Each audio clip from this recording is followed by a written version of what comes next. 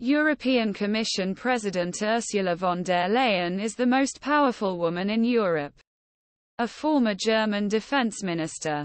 He is now said to be among the frontrunners to become NATO Secretary General. Von der Leyen took time out of her schedule at the United Nations this week to speak with the Post's Lally Weymouth. Quotes have been edited for style and clarity. Lally Weymouth, you've done a lot for Ukraine. You gave an important signal by visiting President Volodymyr Zelenskiy immediately after the Russian invasion in February 2022. Ursula von der Leyen Indeed. You could smell the war. They showed me the mass graves. They had lined up the body bags. The war motivates you and strengthens your resolve to support Ukraine in its struggle to remain independent.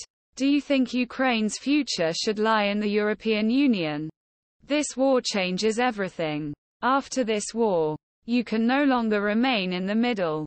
Looking to future, I believe that Ukraine will sooner or later become part of the European Union.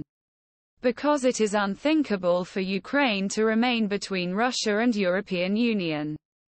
It is impressive to see how Ukrainians reformed their country while fighting in the war. Partly with your encouragement. Yes. Of course.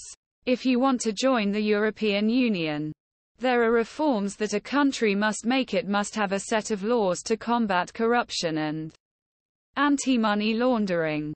These are deep structural reforms that are very challenging for any candidate country. Zelensky once told me that only thing soldiers at the front want to know is that their children will grow up protected in European Union. The EU granted candidate status to Ukraine in June 2022. How long will it take for Ukraine to join the EU? It depends on when the country is ready to join. Of course, there are criteria of the judicial system, the rule of law and economic readiness. There are a number of criteria that must be met to enter the single market and the European Union. Do you predict it will be 5 years or less? I can't give you any timeline.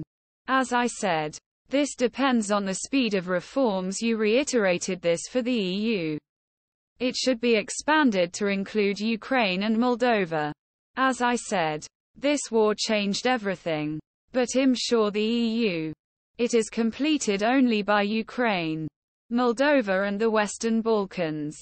The alternative would be for them to be on the other side, which is unthinkable. The European Union provided significant aid to Ukraine. Do you think there will be more aid packages from the EU? Yes. We are providing direct budget support of €18 billion. That is €1.5 billion per month. For 2023, I proposed the Council that support to Ukraine over the next 4 years, from 2024-2027, should be €50 billion. This still needs to be confirmed. How was this situation received by member countries?